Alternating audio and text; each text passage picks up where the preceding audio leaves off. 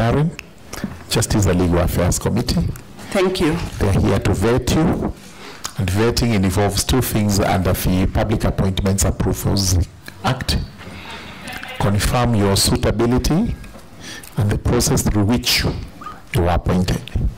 So we aren't doing an examination per se. That's why we'll ask you routine questions. So what we do is we'll introduce ourselves, after which, after introduction, you'll also introduce yourself. You take an oath first. We administer you an oath. Then you take your oath. We give you 10 minutes or less. In fact, 10 minutes. You tell us who you are, from birth to where you are today. After that, we will have questions fielded by members to clarify on the process by which you are nominated and why you are or you are not suitable to take up this position. So those many remarks, I introduce myself, George Kitonga Murugara, Member of Parliament for Marykaren constituency. I'm the Chairman, Justice and Legal Affairs Committee. Mwengi Mutuse, MP Kibwezi West, Vice Chair. Zuleka Harun, nominated member and a member of this committee. I am Michael Mushira, MP Rojororok, member. Farah Mali, MP Dadap. Adam Daoud, Wajir East. Kali, Member of Parliament for Kandui constituency, member of this committee. Chair, I must at this stage declare that I know Marykaren. She was known as Marykaren Kigen. We shared the same class at the University of Nairobi, same lecture hall. Thank you, but that does not put me in any position of conflict. Thank you, at least that disclaimer is important. Mushangi? But the chair also talked about the same name, so, and you didn't declare anything, so can we hear you also? Because I should, apart from knowing her when she came to the university as a young girl when I was possibly in third year, that's really, I knew the name. We didn't share a class. But she must have participated in electing me to be the chairman of the Kenya Law Student Society. Thank you. Let's move on. Mushangi. Thank you, Chair. My name is Mushangi Karemba, Member of Parliament for Runyenjes constituency and a member of this committee. Otiende Amolo, member for Arieda. We shared the same year, but not the class. That is very true. She must have been, were you A-level? Yeah, I was in the A-level group, A-level group, and Amolo Tiende was in the 844. Good. Senior Mogaka. Chair, my name is Stephen Mogaka, elected by West Mugrango constituency in Nyamira. I've shared nothing with the nominee. That's a very good disclosure, which discloses nothing. They share the profession, apart from meeting in the courts and everything else. That is the sharing we have. Thank you so much. Secretariat. Thank you, Chair. My name is Peter Chemwana. I'm Director, Departmental Committees. And on my left are members of the Secretariat for the Justice and Legal Affairs Committee. And they consist of committee clerks, legal counsel, research officers, and other administrative officers. Thank you. All right. Thank you very much. Marykaren, we will now administer an oath to you. You profess your faith, and then we are able to swear you.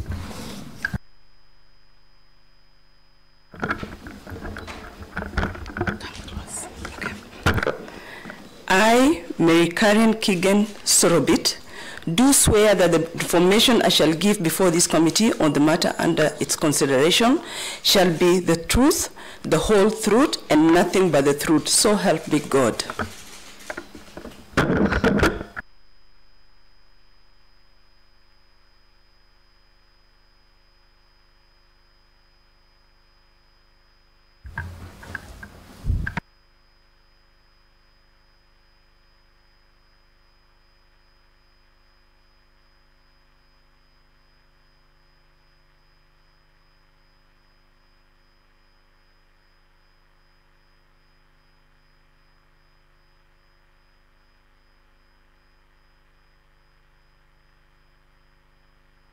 Thank you. All right. So Marykaren, now take us through the journey of your life.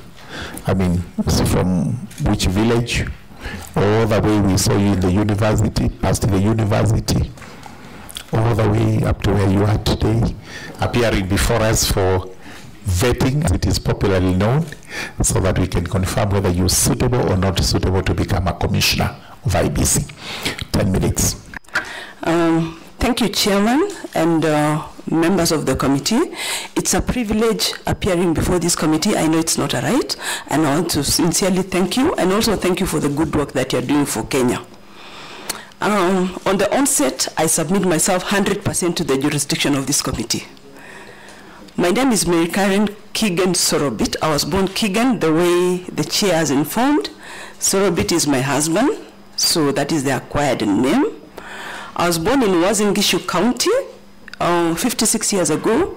I went to the local primary school, did A-levels in 1989, and on 27th day of January 1990, I joined the University of Nairobi for a Bachelor's of Law degree as the last group of A-levels.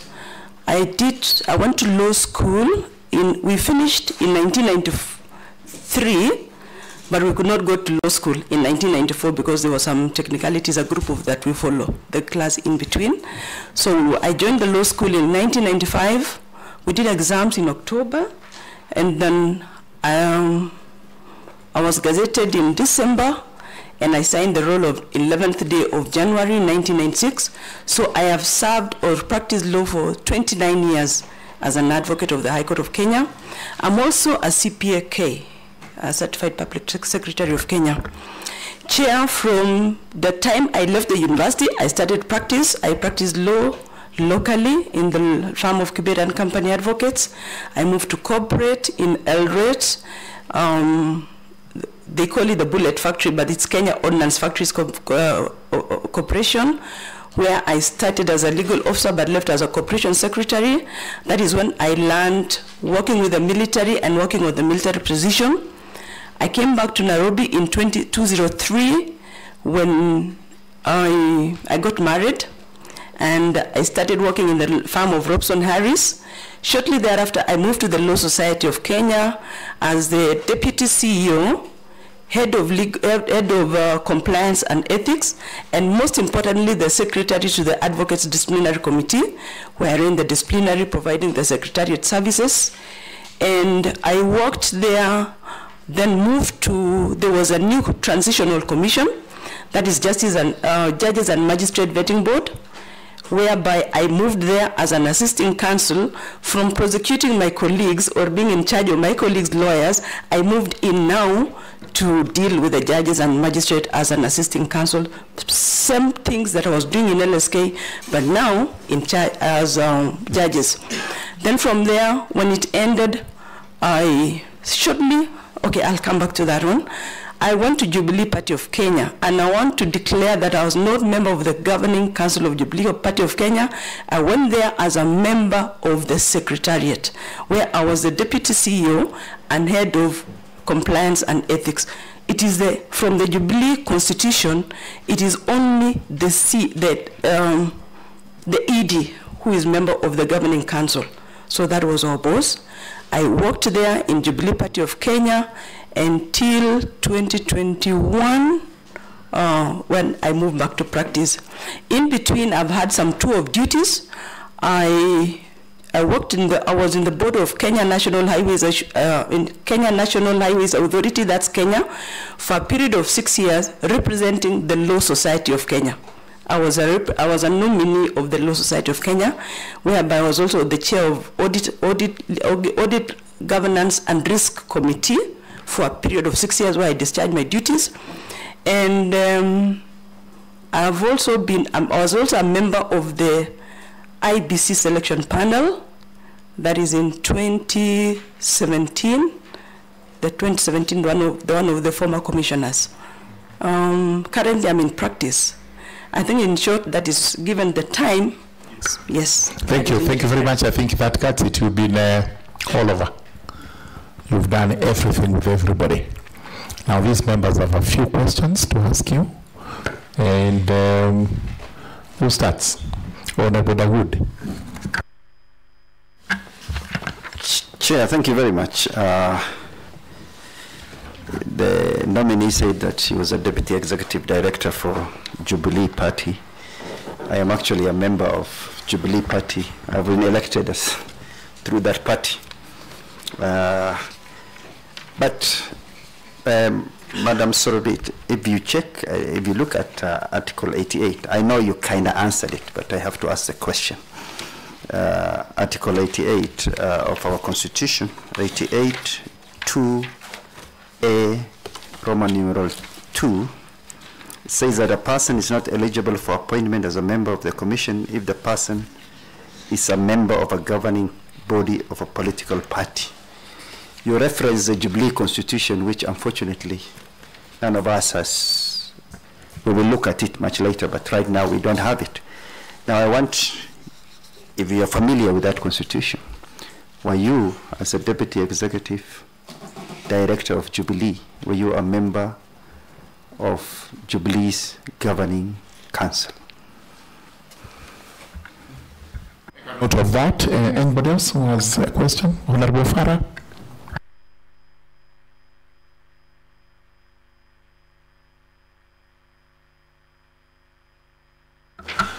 Madam Sorobit, I have gone through your CV, which clearly is extremely impressive, very, very impressive. And I must congratulate you for all this you've gone through.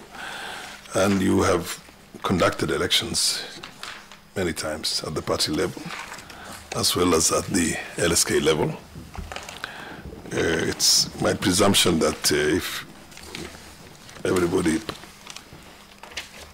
you have luck or the chance of becoming a member of this commission, you will bring a lot of what you call of that knowledge that you have into practice.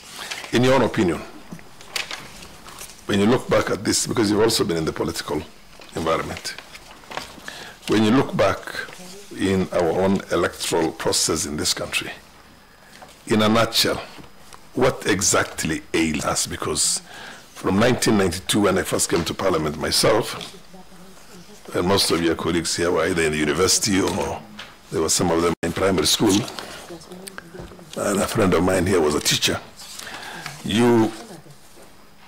We have had a post-election violence in each and every one of them, except the one of 2002. In your opinion, what is that line or thread that goes through all this, and how, in your opinion, will your presence in the IEBC, how will that be resolved in your opinion? Thank you.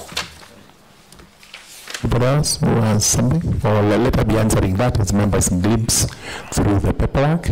Then we can ask as many. But most important, point out to us, what is that niche, the great experience you're taking to IEBC, which in your view will make a difference in respect of the commission, totally different from what it has been before? One so that yes, we may, so that only one very simple question. Marykaren, you said you were in the Secretariat of Jubilee. Will you assure us that you would not be biased if Jubilee, and we understand Jubilee has a presidential candidate, if Jubilee presents a presidential candidate? Thank you, Chair and members of this committee. The first question is, as a Deputy Executive Director, where as a member of Jubilee Party governing body, I wish to state categorically that I was not a member of Jubilee governing body. There was somebody filed a petition in regard to this one, and the law, if you look at Political Parties Act, when any political party is formed, each and every political party must file with the Registrar of Political Parties all the members of their governing body at any given time. In case of any changes, and when they are filed there, the Registrar of Political Parties will have to gazette them in Kenya Gazette, who are the members of the governing body. And in case of any amendment Also, the political party has to notify the registrar, and the registrar will, in return, gazette the new members of the governing body. Chair and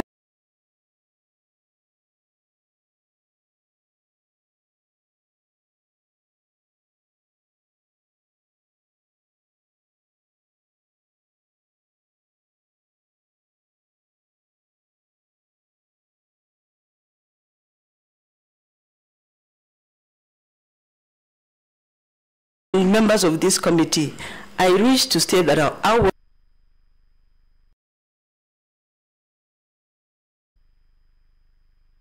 entire records of Jubilee Party from inception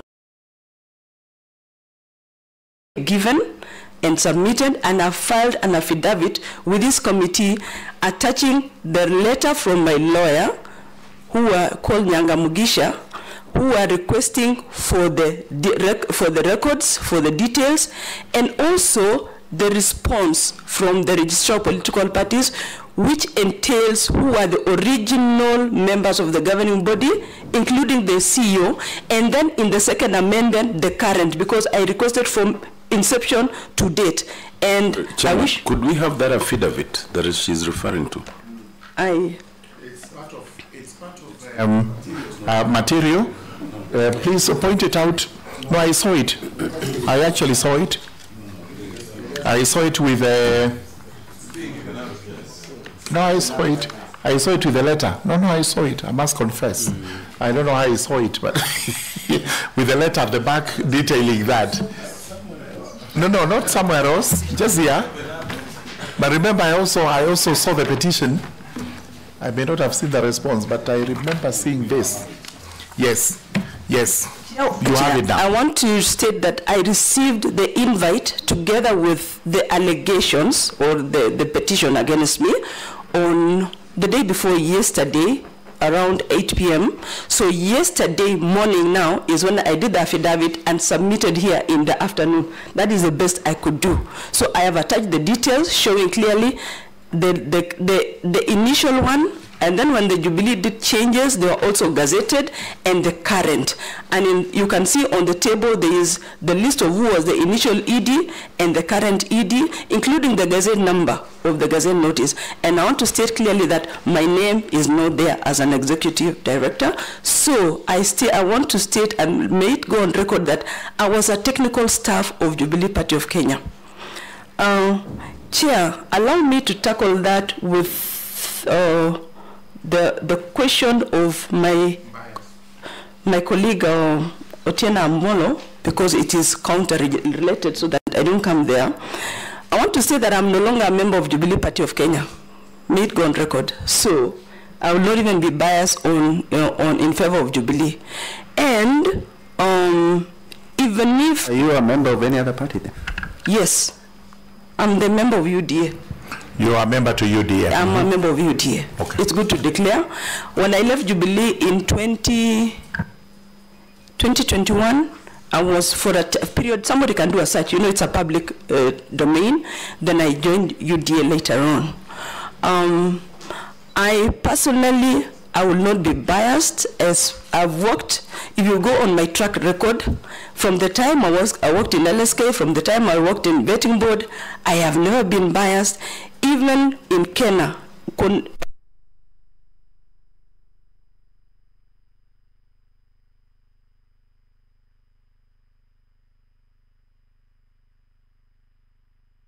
I discharge my duties professionally. And I want to believe at any time, at any point in time, each and everyone here must have interacted with a party. But when you are dealing, if I find favor, the client is Kenya, and Kenya comes first.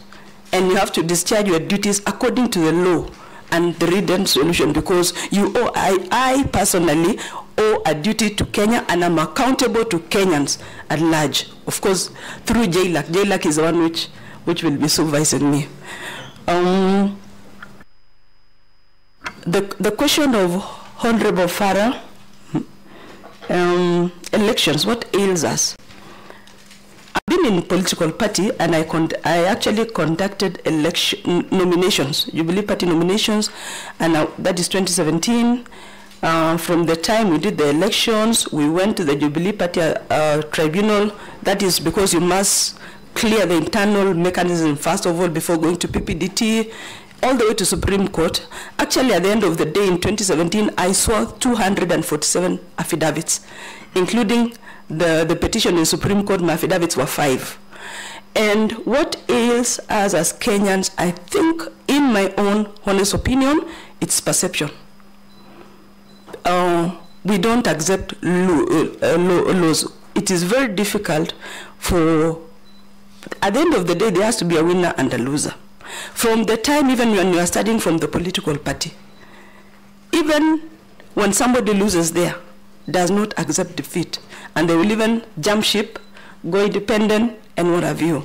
So it is perception, and we really need to deal with issue of perception, and we do a lot of civic education and stakeholder building, and this one even the parties themselves can help us by informing their candidates that at the end of the day, even if we are 5, one will win, not all of them, because the slot is only 1. And when somebody loses, goes back to their supporters and tell them to libiwa, which sometimes, honestly, when you go through them, it is not a question of kuibiwa. And if we do civil education, educate Kenyans and tell Kenyans, please, if your person or supporter loses, even if they normally bind themselves that they are going to support the winner, we need to effect it. I don't know how, but we're almost there, but we need also to go further. Kuanga kuimbiwa. Is it a reality that sometimes the results may not be as good as they should be? That there is an element of cheating and fraud? Is it common, or does it happen once in a while? Let me talk from the experience that I did personally at hand at the Jubilee Party. If you do proper nominations and do proper civic education, and each and every person, because you know, as a candidate, you have even your agents, and you train even your agents on how they are going even to guard your elections. Sometimes hakuna kuibiwa. It might be perception. That is me. And as an umpire, you will stand there and supervise them. And even give an example. When we were doing the Jubilee Party election in 2017, there was this member of the county assembly who definitely had lost. And when we were doing the appeals tribunal, he comes to me when I was in my office and gives me his Form 34A. According to him, I need to give him certificate because he had lost, he had won, yet I've given certificate to the other person. When I look at the Form 34A, it had been, they add a 0, somebody adds a 0. You know, when you add a 0, it makes a total difference. And even that time, at gunpoint, he gave me, it was 2 a.m., and he brought, and he told me, you know, these ones, they are not toys, they are guns. You give me a certificate or not, but there's always God. Something, when you are doing something, somebody comes in. Mary, Chairman, just to ride on that question, Marykaren, are you saying there are no instances of election irregularities in Kenya? What I've said, thank you, Council, thank you, Honorable Mheshimiwa. What I've said, I'm giving my experience. I'm not talking outside there. They may be there or there, but I'm talking about my experience. When I say about my experience, I'm not ruling out outside, because there are allegations, but have those allegations been proved? And that is why there is always the court to verify. And whenever I want to believe if there was malpractice, the courts will always nullify, and you go back to election. Just through the chair again, just on that point, have you not had instances of the courts saying the elections are not free and fair, there was ballot stuffing, there was bribery, there was voter manipulation? Are those not irregularities? Yeah, before she answers, let me also give a bite there. Is it not a presidential election of a Jubilee candidate that has ever been nullified in this country by the courts. So how can she say that the irregularities are out there? Because that is on record in this country. Right. Just respond to that in your opinion. I have said whenever the irregularities the court nullified. That was my answer. Meaning, when there is irregularities, that is why we have to court, and even the Jubilee Party election was nullified because the court found that there were irregularities and it was nullified. Even we've had not one instances, even for the Member of Parliament, MCAs, in which personally I've litigated using my affidavits, and they're nullified, and we agree and we move on. So it exists. Comes the mischief now that if the nominee was associated with the Jubilee Party election that ended up being nullified by court, what confidence does she bring to the IEBC that is being constituted now that will not culminate in the same fiasco that the court had to pronounce as it did? All right. That I don't know whether nullification was on the part of Jubilee or IEBC, but yes. I leave you to answer that. Farah. Chair, a rider on that. When the lady, the candidate, is extremely candid, she says, my experience. And that basically refers only to the elections that she took part in. But having said that, Madam Sorobit, election riggings have happened in the past at the national level, at many other constituencies. I'm actually impressed and glad that whatever you conducted yourself was always. And that is usually proved by or demonstrated when somebody jumps ship and becomes independent and wins with a landslide, which means that the previous election itself, or the nomination elections, was basically flawed. But I also understand that anywhere else, party elections are very private matters. My belief on that is very different from what generally happens in the country, where people go to litigations on party matters. Party is a private organization, and if the leadership of that party decides on somebody who's going to be a loser, that party loses at the end of the day and does not ascend to power. So, but having now had your own experience, which I want to believe that was very, very good, and the passion with which you speak with, I'm convinced that you did a lot of very fair, free, and credible elections. How do you intend to cascade that into the national elections? Because the national elections, where different parties were running for the presidency, and even at the parliamentary levels, for the longest, have never been free of rigging and manipulations. Thank you. Yes, you may take those ones in conclusion, so that we do the final bit. Thank you, Chair. On the issue of the Jubilee election, which was nullified, if you read that ruling, there were several other issues not part of the party, and it does not personally affect me, and I was not even mentioned as a party. The irregularities were wide, and even several recommendations were given, and most of them, I think, was on the part of IEBC, not Jubilee Party. Thank you, Honorable Farah. In IEBC, when I reach there with my expertise, I intend to, first and foremost, I think even we need to start with the proposal on the audit of the last elections. It will tell us where we are, what went wrong, and how we can improve. Because when you do that one, you'll be able now to know clearly where we are going. And I promise, if cleared by this committee, I'll be a neutral umpire, and I intend to do my best to deliver credible elections to this Kenya. So when you do that audit election and you see what needs to be improved, that's the first and foremost. Second, then again, we need to build consensus and do a lot of civic education to inform Kenyans.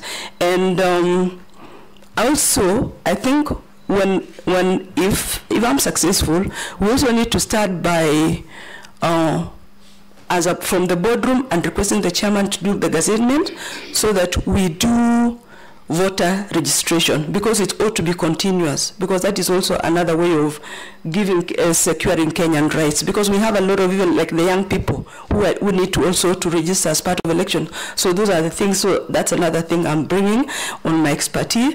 Even on issue of delimitation of boundaries, we're already too late.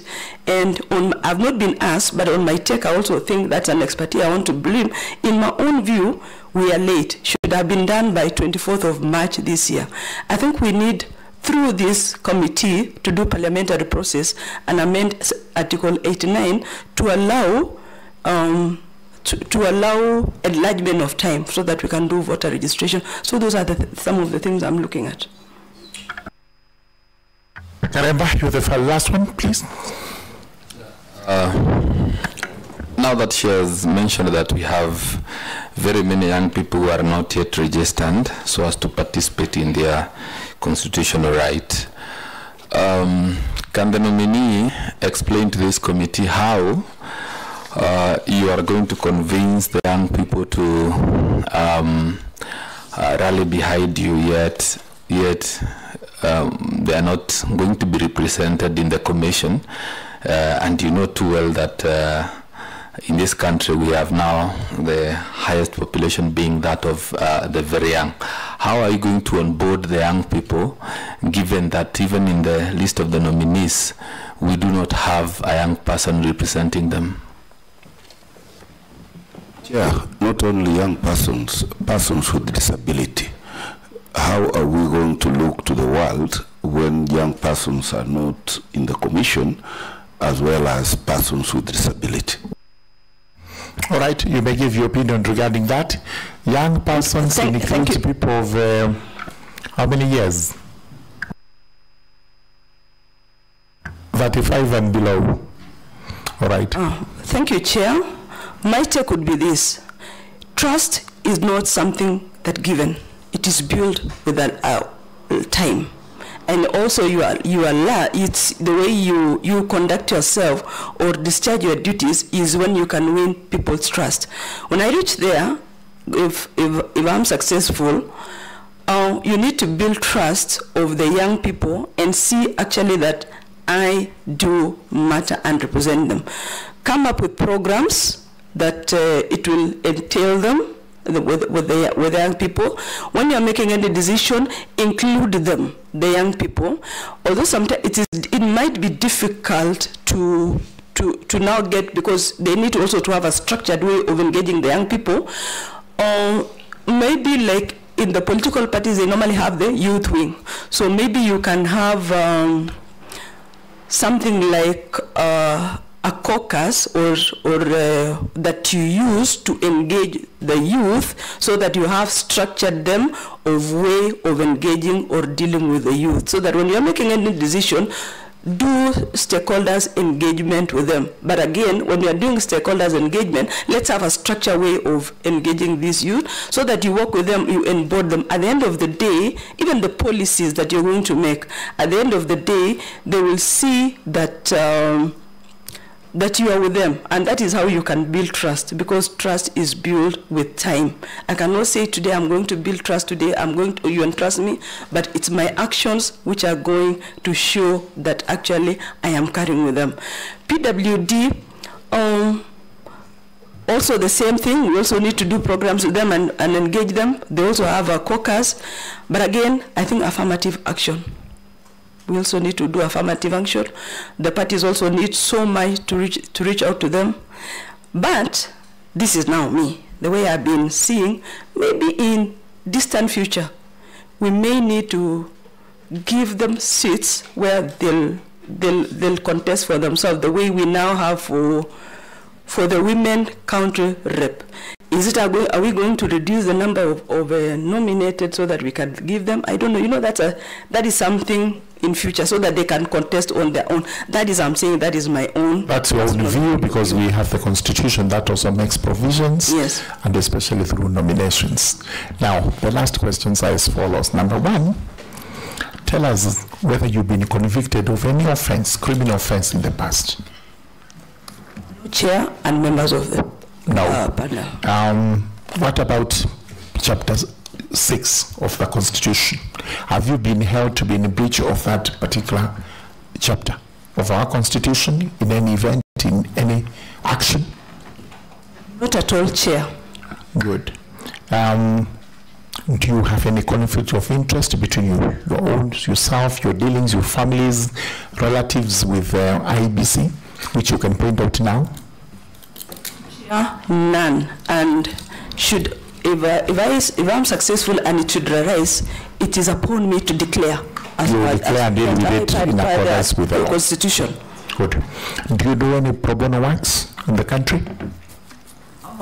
I do through the church, through my church, you do the through your church, AIC money. Mm-hmm. Yes. We do especially for widows and children, in which I am a secretary to one of the committees which do a lot of welfare and the promotion. We look at them. Okay. Yes. Good. Now, finally, what is your net worth? My family net worth is 80 million. As I declare. 80. 80. Mm-hmm. Yeah, yes. Right, what does it comprise of? It's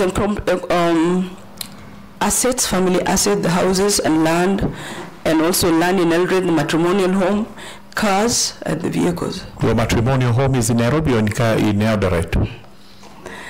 I have a home in Nairobi and in Eldoret. And all of them are valued at 80 million? The one in Eldoret is, the value in Eldoret is low. Yeah, the one. I think for Nairobi should be 30-something million. Mm-hmm. Yes.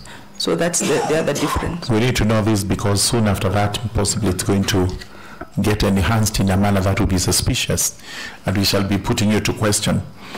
All right, do you expect any income, any other income in the near future from any other source? No. You don't have any cows back at home, even if they're the traditional, long-horned ones. No, the same way Nyamira always talks of Nyamira. For me, when it comes to pastorals, cows are always there. Yes. So if you have cows there, you better declare them so that in future when you take them to the market, nobody will claim that you took this money from IEBC. And what name suggests what? Which name suggests about cows? You said as your name suggests. Sorobit is a cow. You don't know. In their language? Yeah. In our language. All right. Absolutely. I have cows, they're like 5, but not because my land is small. And that is why you get the values kidogo. Right, we've had you. Okay. That question, Marykaren, you are not practicing? I do practice, but as an associate now, from the time I've been in corporate for long. And you are not expecting any income out of practice? As an associate, when you leave, you leave. I'm not a shareholder. Yeah, it's just a small possible salary for 1 or 2 months. That's the end of it. But, all right. All right, associate. Thank you. Marykaren, thank you so much. I think we will close at this. Do you have anything else to ask this committee to do for you? What is your prayer to us now? How do we deal with you? Thank you, Chair. My plea is that you find me favorable, but I leave that to the commission, to the committee, and I promise to discharge my duties independently the way I've been working, from all the way my track record from LSK, even changing the election of LSK from the ballot to the current one. You know, it was me. I'm the one who did it. From the one who used to carry the letters, you know, the current letters. So I promise to continue working the way I've been working. And one last thing, this committee is doing a lot of work. Thank you. Very good work for Kenya. May the Lord bless you.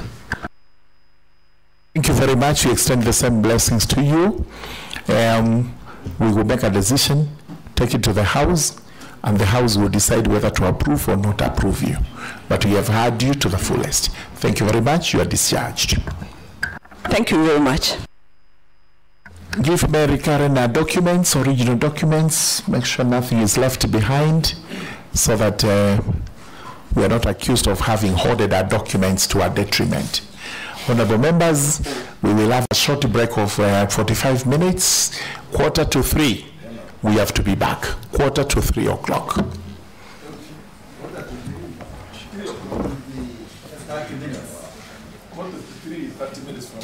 Good, take 30 minutes. Okay, 3 o'clock. Let's say 3 o'clock so that we deal with the remaining at 3. Very good.